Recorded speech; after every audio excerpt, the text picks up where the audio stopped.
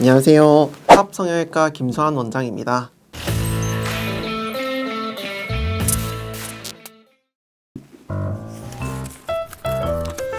많은 과 중에서 성형외과를 선택한 이유는 제가 이제 성형외과를 하게 된 가장 큰 이유는 첫 번째로 저는 일단 수술을 통해서 환자에게 직접적으로 변화를 줄 수 있는 과를 하고 싶었는데요. 인턴을 돌면서 이제 많은 과들을 보게 되는데 외모로 인해서 자신감이 떨어졌던 분들이 수술 후에 밝아지고 또 삶이 바뀌는 모습을 보게 되었어요. 변화가 정말 인상 깊었고 환자분들께서 외모가 밝아지니까 삶의 질이 확 높아지시는 걸 보고 정말 매력적인 과구나 라는 생각이 들어서 이 과를 선택하게 되었습니다.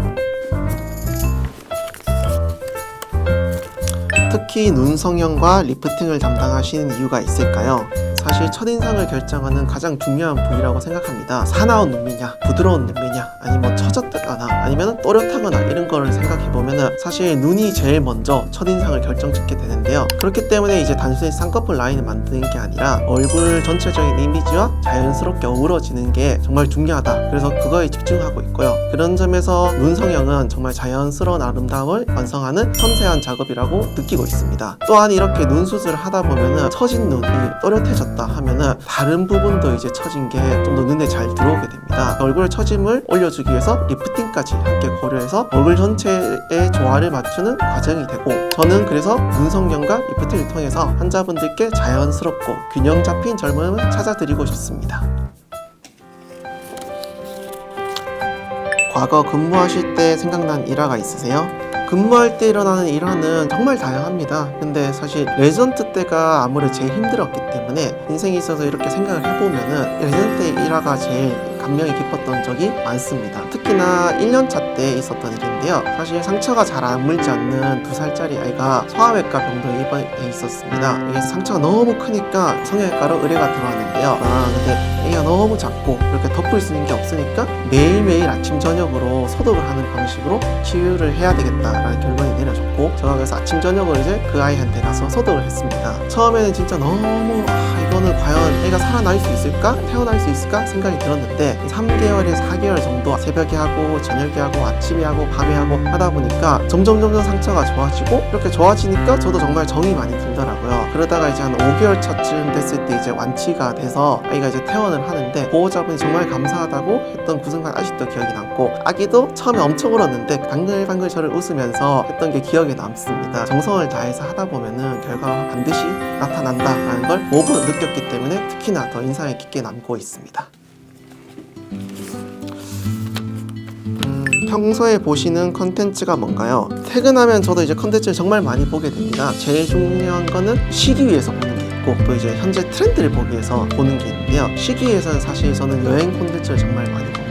유튜브에 이제 크리에이터들 것도 많이 보지만 공중파에서 방송했던 이제 예전의 프로그램들을 유튜브에 올려주니까 그런 것을 보게 되는데요. 새로운 장소를 보면서 세상에 이런 곳이 있구나, 그리고 이런 사람이 있구나 하면서 기분으로 즐기게 되고, 실제로 그런 거를 많이 보다 보니까 여행을 정말 좋아해가지고 최근에도 이탈리아를 갔다 왔었는데요. 그때 이제 이탈리아 피렌체, 나폴리 이런 분위기를 직접 느껴보니까 확실히 또 영상가에 보던 거는 많이 다른 그런 감동이 있어가지고 정말 인상 깊었던 기억이 있습니다. 또한 이제 현재 트렌드를 보기 위해서는 OTT에서 이제 드라마나 예능이나 영화 같은 것도 꾸준히 보게 되는데요. 물론 정말 재밌기도 하는데 현재 좋아하는 사람들이 어떤 이미지를 좋아하냐, 어떤 분위기를 선호하냐 자연스럽게 느낄 수 있으니까 약간 이제 공부가 되는 듯한 느낌도 좀 들면서 재미도 있고 많이 보게 됩니다.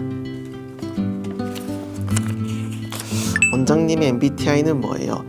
MBTI 질문도 정말 많이 듣는데요. 사실 저는 ISTJ입니다. 어떻게 보면 정말 답답한 거일 수도 있고, 어떻게 보면 정말 꼼꼼한 건데요. 사실 성형외과 수술할 때 제가 생각해서 정말 꼼꼼하게 하는 게 정말 중요하다고 생각하거든요. 그렇기 때문에 수술 전에 미리 환자분들의 상태를 세밀하게 분석을 하고 가장 적절한 방법을 계획을 해가지고 환자분과 대화를 나눠서 결과를 공유를 하고 난 다음에 그 이후에 꼼꼼하게 수술해서 환자분께서 조금 더 안전하고 만족스러운 결과를 드릴 수 있다. 이것 때문에 전 ISTJ가 성형외과 의사로서 정말 좋은 MBTI가 아닐까라고 생각하고 있습니다.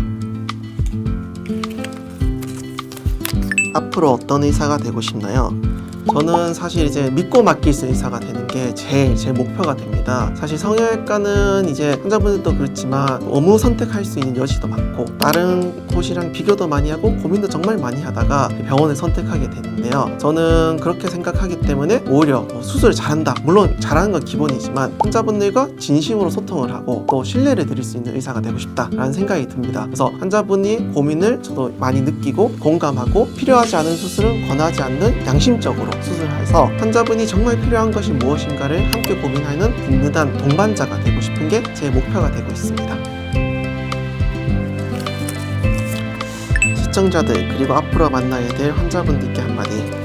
성형을 고민한다는 거는 자신이 좀 더 사랑받고 싶고 사랑하고 싶은 용기 있는 선택이라고 저는 생각합니다. 그래서 그 마음은 항상 존중받아야 한다고 믿고 저는 그 여정을 함께하는 든든한 동반자가 되고 싶습니다. 아까도 말씀드렸지만 아주 작은 부분까지 아주 양심적으로 환자분들께 충분히 설명을 드리고 환자분들께서 그거에 대한 확신을 가지고 결정할 수 있도록 진심을 다해서 돕도록 하겠습니다. 파업성형외과에서 여러분들의 아름다운 변화 그리고 삶이 한층 더 긍정적으로 바뀌고 삶의 질 높아지는 빛나는 순간을 함께 만들어가기를 기대하고 있습니다. 감사합니다.